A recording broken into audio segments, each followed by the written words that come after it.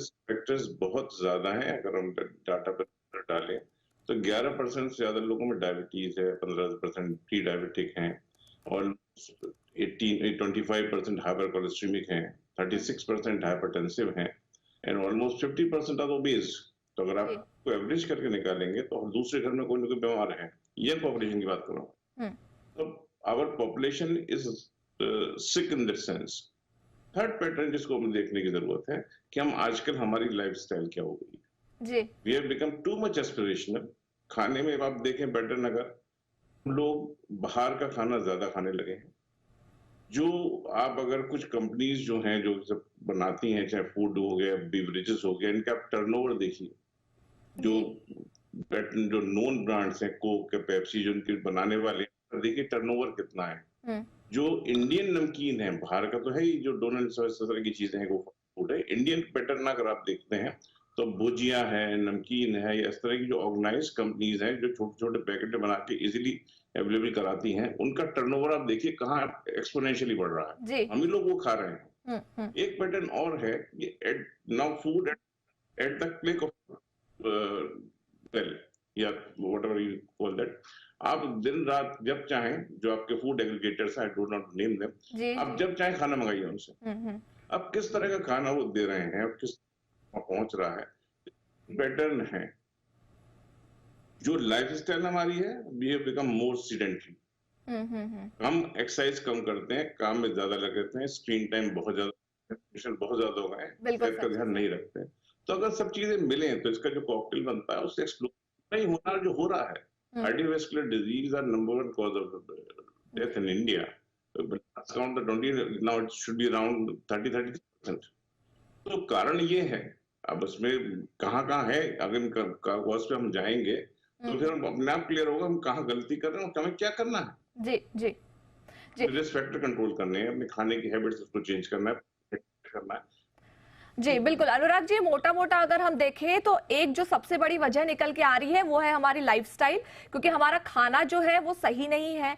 किसी भी वक़्त हम खा रहे हैं और अनहेल्दी फूड, अनहेल्दी डाइट जो है वो हम कंज़्यूम कर रहे हैं। एक ये बड़ी वजह जो आपने बताई, और इसके अलावा भी आपने कई कारण बताए। मैं अनुराग जी आपके पास आती हूँ और अगला सवाल लेती हूँ। अनुराग जी, जैसे कारण हमने जान लिए, सिम्पटम्स हमने जान लिए, और जैसे मैंने कहा कि रेगुलर ट्रीटमेंट के बारे में मैं समीर जी से पूछूंगी, लेकिन अनुराग जी पहले आपसे मैं एक सवाल जानना चाहती हूँ। हार्ट अटैक आ जाए या किसी को एहसास हो रहा है हमें कि जो सामने वाला व्यक्ति है उसे हार्ट अटैक आ गया है, तो उस वक्त जो उनके आसपास लोग खड़े रहते हैं उनकी जिम्मेदारी क्या होती है? किस तरीके से उस व्यक्ति को बचाया जा सकता है?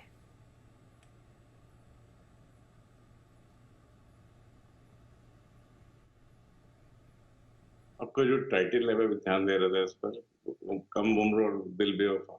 तो सब दिल बेवफा नहीं है, वो एक शेर भी है कि कुछ मजबूरियां तो रही होंगी, यूं ही कोई बेवफा नहीं होता। तो वो कारण है ऑब्वियस से, जी। उसमें कोई इशू नहीं है। जो आपने सवाल पूछा उसके ऊपर थोड़ा बताना चाहूंगा कि जो जैसे आप जो पूछ रही हैं, हार्ट अटैक में आदमी कॉन्शियस रहता है, अलर्ट रहता है। इट इज इन अरेस्ट, की जब कार्डियक अरेस्ट हो जाता है तो आदमी कुछ नहीं मालूम क्या हो रहा होता है। तो दोनों परिस्थितियां थोड़ी फर्क है। हम्म। किसी भी व्यक्ति को अगर सीने में भारीपन, घबराहट, सीना आना, सीने में दर्द होना, दर्द या भारीपन दोनों कंधों में, गर्दन में या हम्म। बैक में जा रहा है, और ये जो प्रक्रिया है 10 मिनट से ऊपर अगर हो रही है, तो समझना चाहिए कि हार्ट अटैक के लक्षण है। कि इसके साथ में इंपॉर्टेंट चीज होती है फीलिंग ऑफ इम्पेंडिंग डेथ, बहुत ज्यादा घबराहट पैदा होना।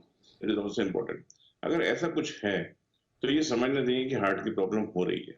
अब उस व्यक्ति को क्या करना चाहिए? सबसे पहले किसी को हेल्प के लिए बुलाएं, घबराए नहीं। एक डिस्प्रिन की टैबलेट है, वो हर घर में होनी चाहिए, कि उसको मुंह में रख के चबा लें। एक एम्बुलेंस को कॉल किया जाए। हम्म। एक ये जो भी व्यक्ति जहां भी रह रहे हैं उनको ये थोड़ा जरूर मालूम होना चाहिए हम्म। कि आसपास में कौन सी फैसिलिटी ऐसी है कि जहां पर हार्ट का कंप्लीट इलाज, मतलब कैथ लैब भी हो, सभी कुछ चीजें हो सकता है। सीधे उसी सेंटर पे जाना चाहिए जहां पर कंप्लीट इलाज पॉसिबल है। वरना कई बार ऐसा होता है कि लोग पहले ईसीजी करा के देख लो, जनरल फिजिशियन के चले गए, उन लोग देख रहे हैं, फिर उसके बाद हॉस्पिटल पहुंचना, तो जो टाइम वेस्ट होता है वो बहुत खराब है। टाइम इज मसल, एक हमारे यहाँ सही होती है। उसका मतलब ये है कि जितनी जल्दी आपकी ब्लॉकेज खोल दी जाएगी नस की, उतनी मसल, मांसपेशियां हार्ट की बच पाएंगी और आपका हार्ट मजबूत रहेगा। अगर लेट हो रहा है तो हार्ट में डैमेज हो जाएगा, उसका उतना फायदा नहीं होगा। एक इम्पोर्टेंट चीज है इसके लिहाज से। दूसरा जो है, आपने बोला कि मान लीजिए कार्डियक अरेस्ट हो रहा है तो क्या इशू है। जी। कार्डियक अरेस्ट अगर हो रहा है तो कोई भी देख रहा है, कोई स्वस्थ व्यक्ति खड़ा है, वैसे तो खड़े खड़े गिर गया है वो, तो फर्स्ट जो उसकी रिस्पॉन्सिबिलिटी बनती है कि उसको चेक करना चाहिए सब हुआ क्या है। उसके लिए उसकी सांस चल रही है कि नहीं, नाक के आगे हाथ रख के देख सकते हैं सांस का मूवमेंट है कि नहीं। नब्ज चेक करना चाहिए, जो उनको ट्रेनिंग दी जाती है बेसिक सीपीआर की, उन्हें बताया जाता है कि करोड़ी जो गले की नस है उसको चेक करें कि वो चल रही है कि नहीं चल रही है। जी। उसके बाद अगर ये दोनों चीजें की सांस भी नहीं चल रही, नस भी नहीं हो रही है, तो सीधे लिटा के जमीन पे उसको सीपीआर देना चाहिए। सीपीआर एक ऐसी प्रक्रिया है जो हर एक को आनी चाहिए। जी। ये देखा गया है कि अगर राइट टाइम पे सीपीआर इंस्टीट्यूट कर दिया जाए तो 50% से ऊपर लाइफ सेव हो जाती है। जी, और इस पर तो हाल ही में सरकार जो है एक प्रयोगशाला भी चला रही है ताकि सीपीआर कैसे दिया जाता है ये लोग सीख सकें, और अगर ऐसी स्थिति आती है तो उस वक्त सामने वाले जो व्यक्ति होंगे जिन्हें हार्ट अटैक या कार्डियक अरेस्ट आया होगा उन्हें बचा लिया जाए।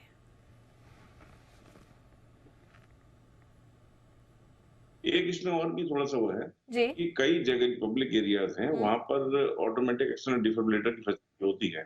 तो अगर किसी को हो रहा है तो उस जैसे एयरपोर्ट्स में और बाकी जगह भी जगह होते हैं, तो अगर डीसी शॉक हम उसको दे देते हैं, उसे कार्डियोवर्ट कर देते हैं, तब काफी ज्यादा हार्ट की जो लाइफ सेव होने वाली बात है हो जाती है। इस बात का भी ध्यान रखना चाहिए कि आसपास पता करने कोई बोले कि आसपास एईडी या डिफिब्रिलेटर की फैसिलिटी है कि नहीं। जी। जी। और जब तक वैन नहीं आ रही, एम्बुलेंस नहीं आ रही है जिसमें ट्रेन टेक्नीशियन नहीं आ रहे के पास डिफिब्रिलेटर नहीं, तब तक लगातार मसाज, कार्डियक मसाज करनी चाहिए। अब वो थोड़ा टेक्निकल इशू आगे बढ़ जाता है, वो डिटेल मेरे ख्याल में सुटेबल नहीं होगी उसके बारे में। बिल्कुल, बहुत बेहद महत्वपूर्ण जानकारी सर आपने दी है। समीर जी, अनुराग जी आपसे और समीर जी आपसे एक लास्ट कमेंट मैं आप दोनों से लेना चाहती हूँ। अनुराग जी, ऐसी कोई बात हो जो महत्वपूर्ण है हमारे दर्शकों तक पहुंचना, उन्हें जानना, तो आप अपनी तरफ से बताइए। कोई एडवाइस आप देना चाहे हमारे सभी दर्शकों को, so please go ahead sir. सारी बातें डिस्कस हुई हैं अभी। लाइव चेकअप प्रॉपरली होना चाहिए और लाइफ स्टाइल में ग्रो करना चाहिए। उसके अलावा और बोलना चाहूंगा, एक हेल्थ इंश्योरेंस इशू है। जब हार्ट अटैक या इस तरह की परेशानी होती है तो उसका कॉस्ट जो है, ट्रीटमेंट की कॉस्ट ज्यादा, तो वो जिस समय होती है तो उस समय एकदम अरेंज कर पाना, अगर उनके पास पैसा है वो भी अरेंज कर सकता है, तो वो उसी आवर्स में अरेंज करना होता है। तो हेल्थ इंश्योरेंस बिग इशू, हर एक को जो है हेल्थ इंश्योरेंस करवाना चाहिए अपनी कैपेसिटी के हिसाब से। हेल्थ, मैं तो यहाँ तक बोलूँ कि health insurance more important then life insurance, आपके अपने लिए है, उसको जरूर ध्यान देना चाहिए। जी बिल्कुल। आप सभी का बहुत बहुत शुक्रिया सर हमारे साथ जुड़ने के लिए। जी अनुराग जी, आप सभी का इतना महत्वपूर्ण आपने हमें वक्त दिया, इसके लिए शुक्रिया सर। तो इस वक्त हमारी इस खास पेशकश में वक्त हो चला है यहीं रुकने का, लेकिन देश और दुनिया की तमाम खबरों के लिए जुड़े रहिए हमारे साथ। नमस्कार।